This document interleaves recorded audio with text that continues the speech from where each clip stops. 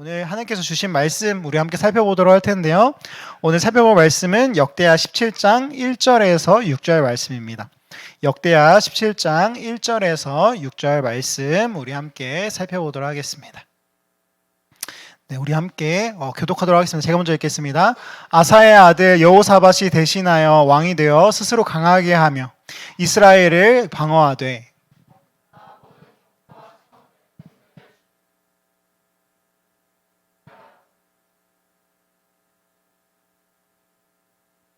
여호와께서 여호사밧과 함께 하셨으니 이는 그가 그의 조상 다윗의 처음 길로 행하며 바알들에게 구하지 아니하고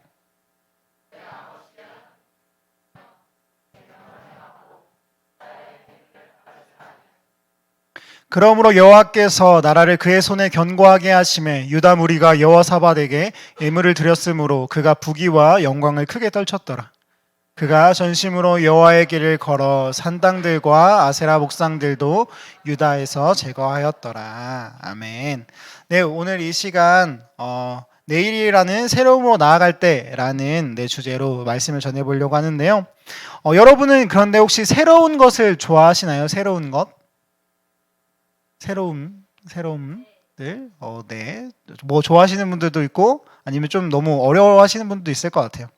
그래서 새로움에 도전하고 아니면 경험해보지 못했던 상황에 처하는 것에 있어서 두려워하시는 분들도 있고 두렵지 않은 분들도 있을 것 같아요. 그래서 여러 답변들이 나올 수 있겠지만 보통은 새로운 것에 도전하는 것을 두려워하지 않는다, 아니면 좀 두렵다, 익숙한 것이 좋다, 이 두 가지의 답변을 하실 거예요. 저를 생각해보면 저는 관계나 사람에 대해서는 사실 아는 사람들을 좀 보는 걸 좋아하고 아는 사람들을 만나는 거를 그런 거를 약간 좀 선호하는 것 같으면서도 장소나 음식 등은 좀 새로운 것을 시도하는 것을 좋아하는 것 같아요. 좀 이상하긴 하지만 뭐 카페에서 가장 이름이 긴 걸 시켜본다던가 아니면 뭐 이상한 것을 시켜본다던가 이렇거든요. 문득 뭐 그냥 이상한 사람인가 싶을 수도 있지만 아무튼 그래요. 그리고 오늘도 딱 보면 알겠지만 저에게 새로운 변화가 보이잖아요. 네, 그쵸? 제가 이게 깔끔하게 잘랐죠? 감사해요. 거의 한 몇 년 안에, 근 몇 년 동안에 가장 짧게 자른 것 같아요. 저도 이렇게 짧게 나올 줄 몰랐는데 아무튼 네, 새로워서 좋으면서도 약간 어색하고 그렇습니다. 아무튼 그런데 사실 요즘 세상을 둘러보면 좀 그런 것 같습니다.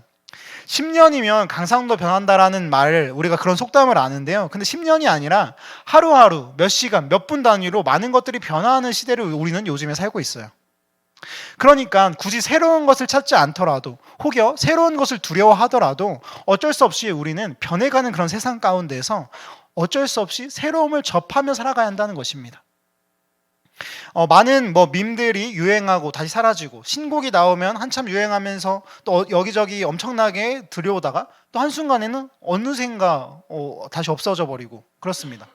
물론 예전에 향수를 불러일으키는 것들이 다시 유행하기도 하지만 그것들은 레트로에서 현재 영향을 받아서 완전히 이전과 똑같지는 않은 약간 뉴트로, 새로운 그런 뉴트로가 됩니다. 그래서 이러한 새로움들을 분석하면서 베스트셀러 중에는 매년 또는 시대의 트렌드를 설명하는 책들도 있죠. 아마 보시는 분도 있었을 거예요. 한국 코리아 트렌드 이런 것들이 있을 거예요. 교회에도 이런 것이 있어요. 한국 교회 트렌드 2025 이런 것들도 있거든요. 그리고 한편으로는 우리는 시기상의 새로움, 살아가면서 시기상으로 새로움을 마주할 몇몇 때가 있는데 특히 우리 지난 1월 1일 새해가 되면 그렇고 또 청년부와 관련해서는 올해 특별히 이제 1월 첫 주를 시작하게 되었는데 아마 새로운 소그룹들이 편성이 될 거고 또 사역팀 등 변화가 있습니다. 그리고 아마 3월 달이 되면 우리 대학생들 같은 경우에는 또 학기가 시작하면 새로운 학교 그리고 새로운 친구들, 새로운 과목, 새로운 목표 등을 마주하고 세울 거예요. 이거는 회사도 마찬가지일 거고요. 그래서 우리는 회사 또는 다른 곳곳에서 직장 생활을 하면서도 우리는 똑같이 이렇게 새로움을 마주할 순간들이 분명히 있을 겁니다. 이렇듯이 어쩌면 내일이라는 것은 새로움인 것일지도 모르겠습니다. 제가 오늘 그걸 안 갖고 왔어요. 네, 넘겨주세요. 그래서 내일이라는 것은 어떻게 보면 새로움인 것 같습니다. 그래서 사실 이거는 우리들만의 이야기는 아니고 아마 이전에도 그랬을 것 같아요. 오늘 본문의 여호사밧 왕도 마찬가지로 오늘 그런 새로움을 마주했던 것 같습니다.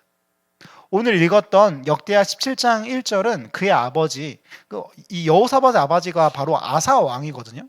아사라는 사람인데 아사 왕의 시대의 막을 내림과 동시에 새롭게 왕위에 오른 여호사밧을 무대로 올리고 있습니다. 그래서 여호사밧이 왕위에 올랐을 때의 상황을 간략하게 좀 이야기를 해본다면 먼저 당시 이스라엘은 하나의 그런 민족이 아니었어요. 그러니까 하나의 민족이었지만 하나의 나라가 아니었고 하나의 이스라엘이 아니었고 크게 남유다와 북이스라엘로 나눠진 상태였습니다.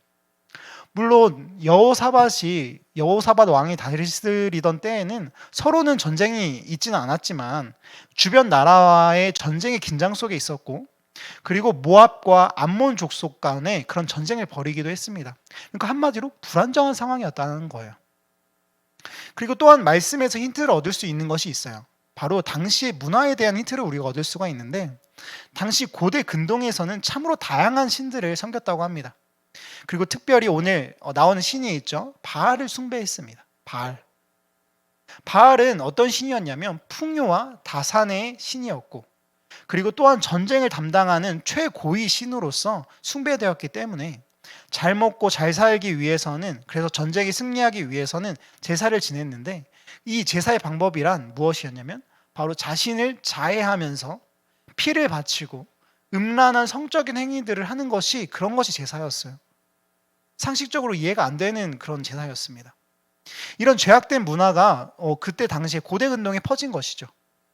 그래서 이것은 바알과 더불어서 여성 최고의 신이었던 여신 중에 최고라고 불렸던 아세라도 비슷한 맥락으로 다산과 풍요 그리고 성의 여신으로 숭배가 되었었습니다.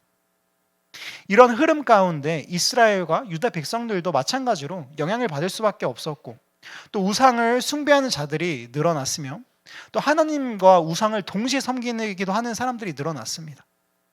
그래서 여호사밧은 바로 이러한 시대 가운데에서 왕이 된 거죠. 그는 과연 어떠한 이런 상황 가운데서 자기가 이제 딱 왕위에 올랐을 때 어떠한 마음, 어떠한 생각이 들었을까요? 저는 여기서 문득 재밌는 좀 이상한 생각을 해봅니다. 보통 우리가 새해나 새로운 학기나 새로운 한 달을 이렇게 맞이하게 되면 계획도 세우고 또 새로운 고민도 해보고 여러 준비들을 하는데요. 근데 여호사밧도 왕위에 오르면서 뭔가 그러지 않았을까요? 어떤 왕이 되면 좋을지, 무엇을 하면 좋을지, 어떻게 할지 한마디로 신입 왕 오리엔테이션을 하지 않았을까라는 생각을 해봅니다. 그래서 어쩌면 사람들을 모아놓고 또는 혼자서라도 OT를 했을지 몰라요. 대부분 대학교에서 아마 대학교를 가보셨으면 그 OT를 해보셨을 거예요. 대학교가 아니더라도 혹시 다른 여기저기 최근에 이런저런 OT들이 있죠. 그래서 아마 OT들을 해보셨을 텐데 근데 신입생들이 아니더라도 우리가 아마 그런 경험들이 있을 거예요. 그런데 그때 OT 때 여러분들은 무엇을 들으셨나요? OT는 어느 때 하고 또 어떤 내용을 다뤘죠? 뭔가 이렇게 설명하고 그죠? 아마 OT가 오리엔테이션이라는 것을 의미하는 것은 모두가 아실 텐데요. OT는 보통 무엇인가 시작될 때 하면서 새로움을 마주하게 된 누군가 신입생이나 신입사원 등의 그들이 초기에 알아야 할 규칙이나 지켜야 할 것들 그리고 생활에 필요한 정보나 팁들을 제공하기도 합니다. 함께 친해지는 시간도 갖고요. 그런데 사전에 의하면은 사실 이 오리엔테이션의 오리엔트라는 것은 해돋이를 의미하는 라틴어로 해돋이를 의미한 라틴어 오리엔스에서 나오는 말입니다.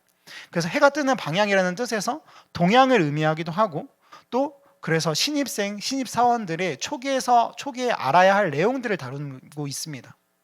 그래서 또한 넓은 의미에서는 목표로 하는 방향, 지향점의 뜻을 갖기도 한다고 합니다. 즉 새로움을 마주했을 때 나아가야 할 방향을 정하고 생각해 보는 것이 바로 오리엔테이션이라는 것이죠. 맞습니다. 새로운 상황에 처했을 때 새로운 시작을 하였을 때 올바른 방향을 정해서 올바른 길로 가는 것이 중요합니다. 그렇지 않으면 우리가 길을 잃고 이상한 곳, 목적지와는 정반대로 가버릴 수도 있으니까요. 그러면 다시 한번 본문으로 돌아가서 새롭게 왕이 되어서 새로운 시작을 하게 된 여호사밧 왕은 어땠을까요?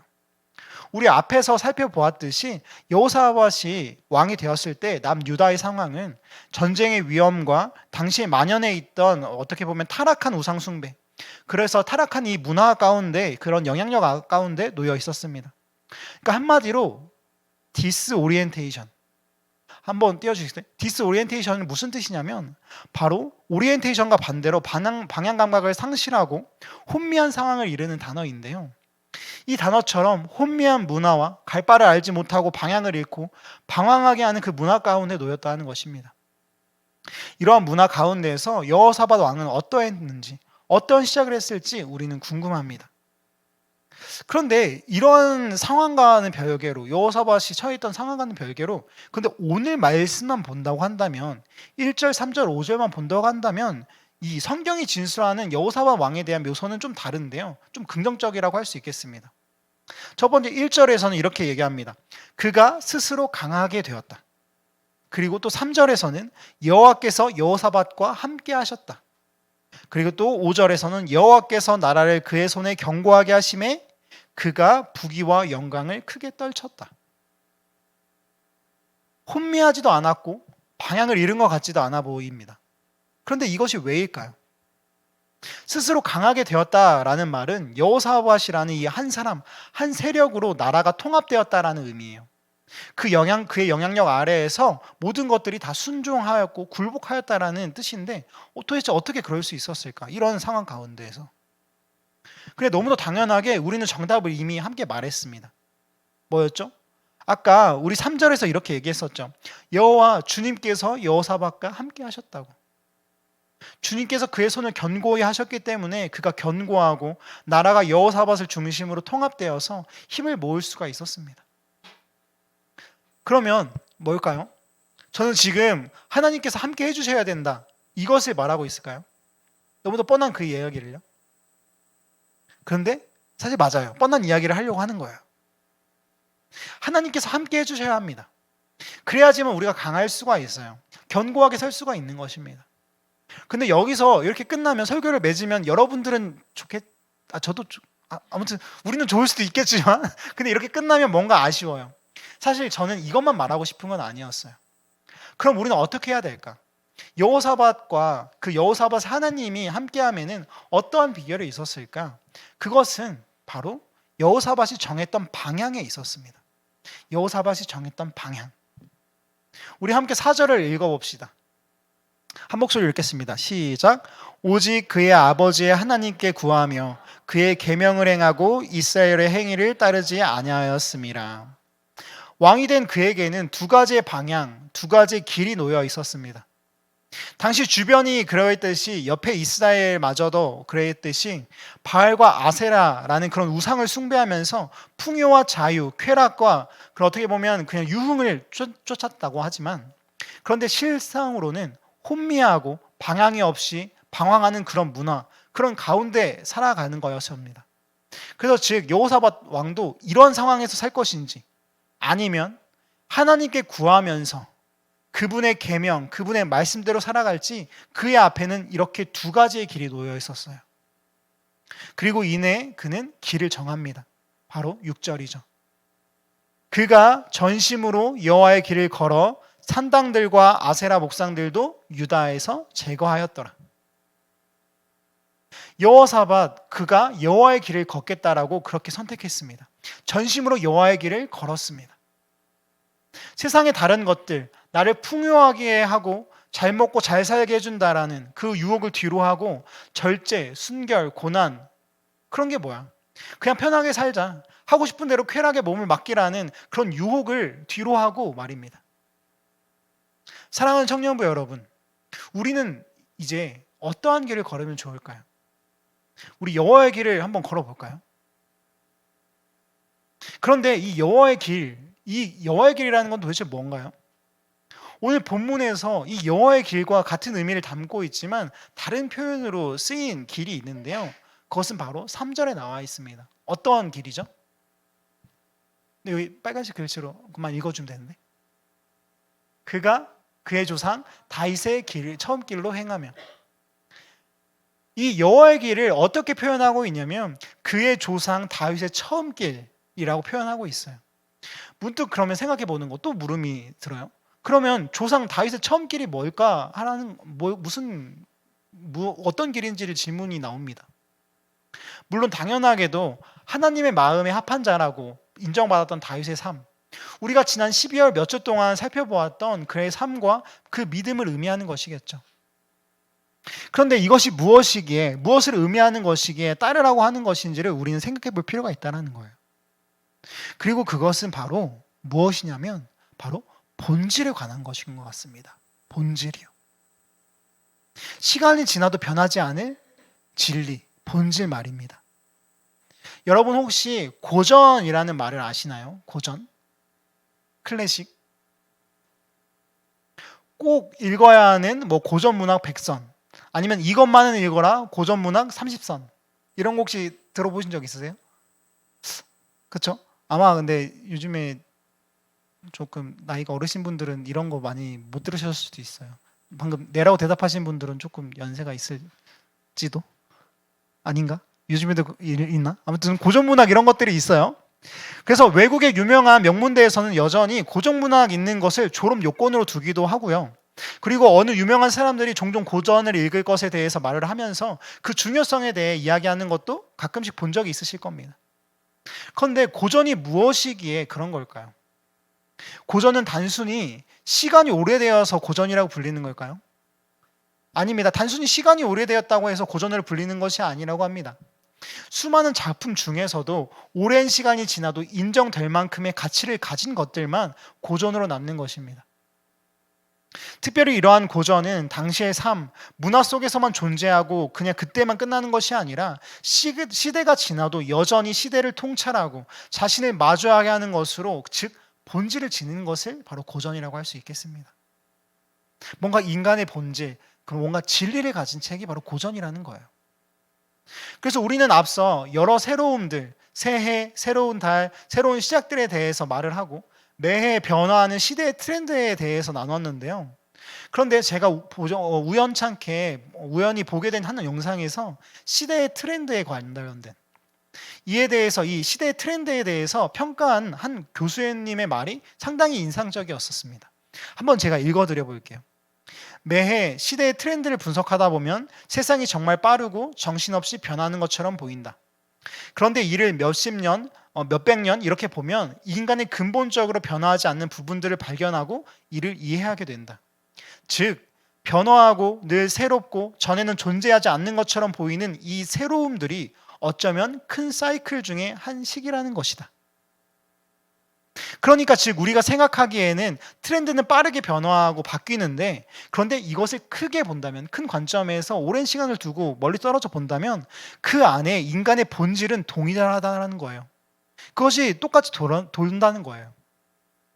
여러분 공감이 되시나요? 다시 돌아가서, 그래서 중요한 것은 바로 본질입니다. 조상 다윗의 처음 길이란 하나님 마음에 합했던 다윗의 하나님을 향한 신실한 믿음과 그 사랑이라는 그 가치, 그 본질을 지켜서 그 방향대로 그 길을 걸어가는 것이죠. 그런데 한편 또 여전히 이런 이야기가 공감이 안 되실 수도 있습니다. 완전히 새롭지만은 않다라는 이 말이, 큰 틀에서 보면 이 또한 인간의 변하지 않는 특성이라는 이 말이 공감이 되지 않을 수도 있어요. 사실 그렇잖아요. 제가 지금 이랬다가 저랬다가 하는 것 같지만 분명하게 세상은 어떠한 흐름이 있고 변하고 있으면서, 특별히 우리는 누구보다 유행에 민감한, 문화에 민감한 청년들인데 그 흐름과 문화를 놓치면 뒤처지는 것 같고 또 손해를 보는 것 같고 소외되는 것 같고 그렇잖아요. 변화에 뒤처지면 누가 보상해 주죠?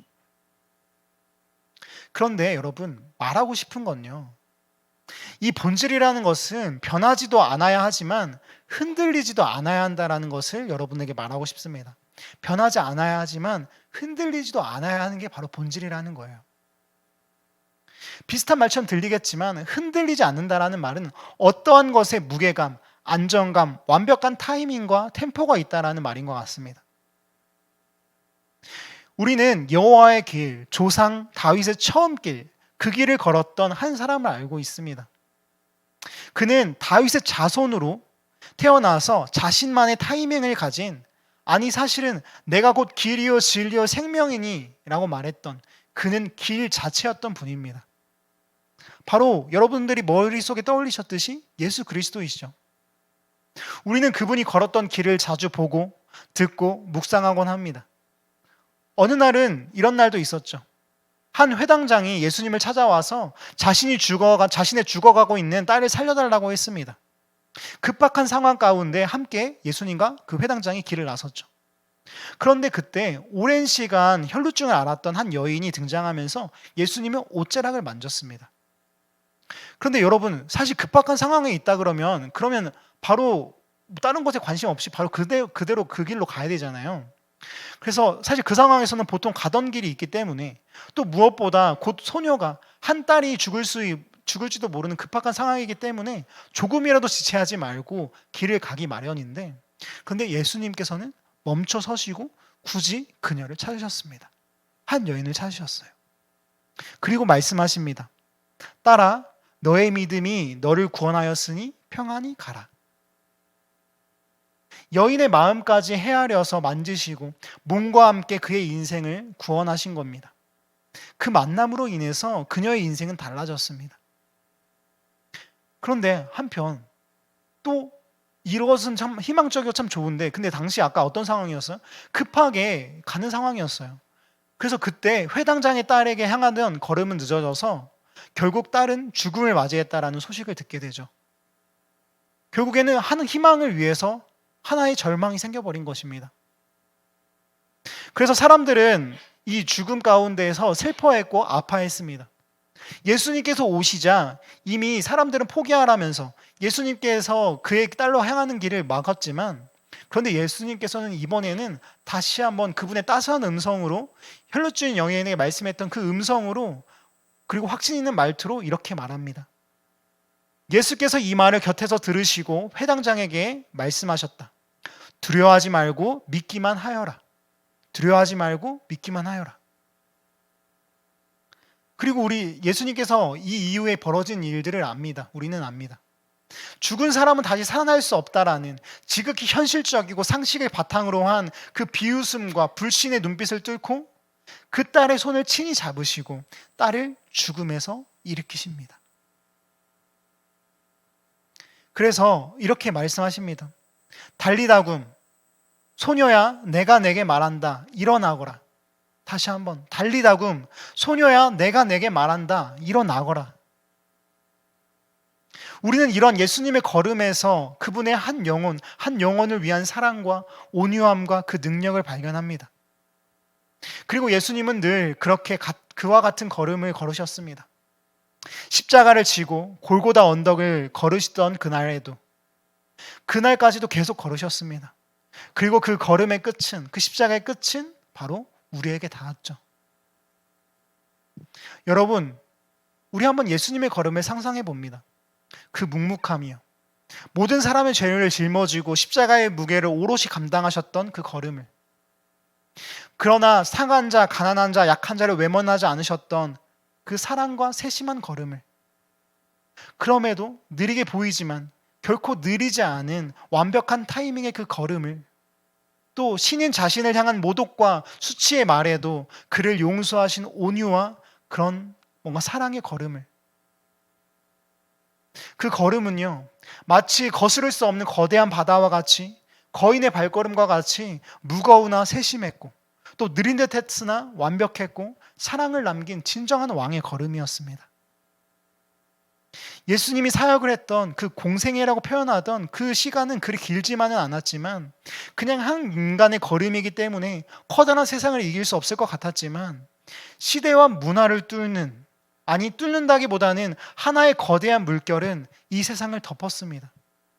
이 세상은 어쩔 수 없이 예수 그리스도의 영향력 아래 살아가고 있습니다. 예수를 따르거나 예수를 따르지 않거나. 이것이 바로 그리스도의 걸음입니다.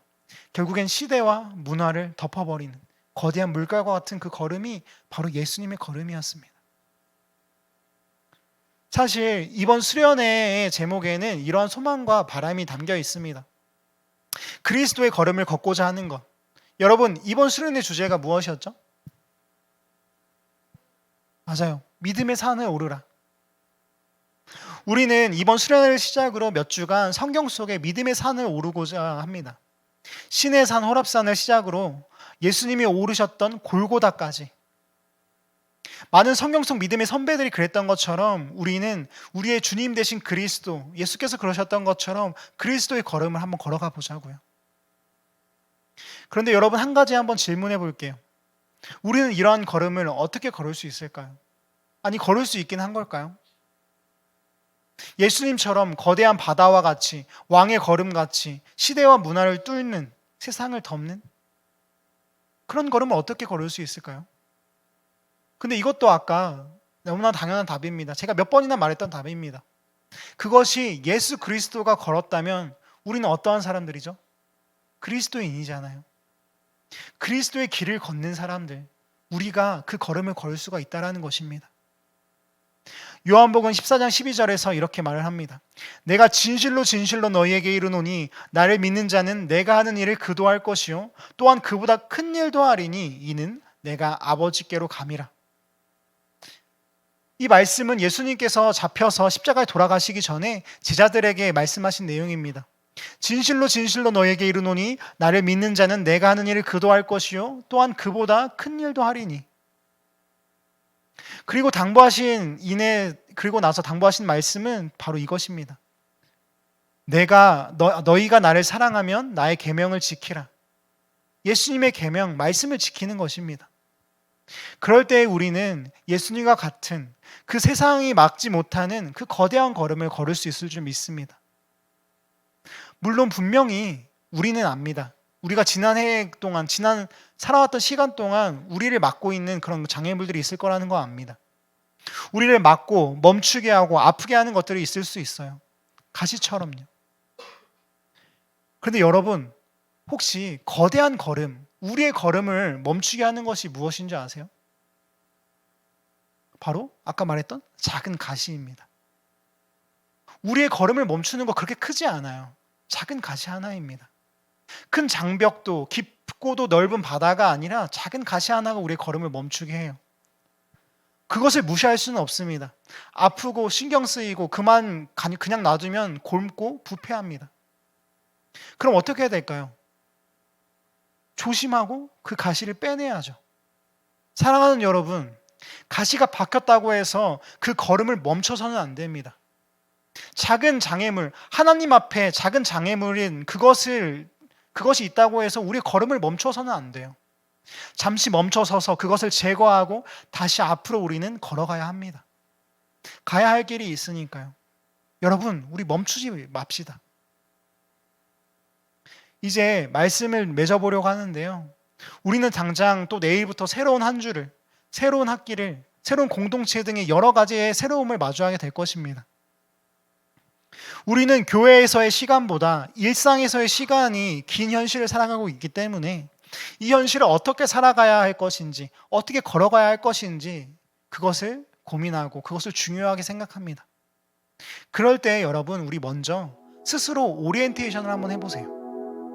방향을 정해보고 어떤 길을 걸을지 생각을 해보고 많은 길들, 많은 문화, 가치관, 갓생 사는 법 이런 것들이 등등 있겠지만 한번 내가 어떤 길을 갈 것인지, 어떻게 살 것인지를 방향을 한번 정해보세요.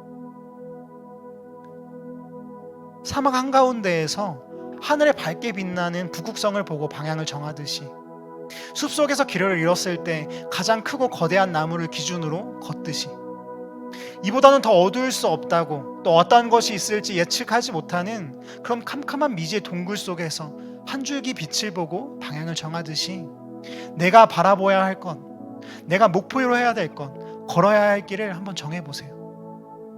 그 길이 여호와의 길, 조상 다윗의 처음 길, 그리고 예수님이 가신 길, 그 길이 맞나요? 그리고 그렇게 정했다라면 그 길을 전심으로 걸어가세요. 걷다 말까, 걸어볼까 말까 이러한 고민하는 걸음이 아니라 전심으로 나의 모든 마음을 다해서, 나의 모든 삶을 다해서 걸어보세요. 나의 발걸음을 멈춰 세우는 사소한 가시들, 그런 것들에 멈추지 말고 예수님이 걸으셨듯이 그 모든 것을 덮는, 거스를 수 없는 그 거대하고 당당한 걸음을 우리가 한번 걸어보자고요. 그리고 우리 하나님께서 먼저 그 길을 가신 예수님께서 함께 하실 거고요. 여러분을 견고하게, 강하고 위대하게 하실 겁니다.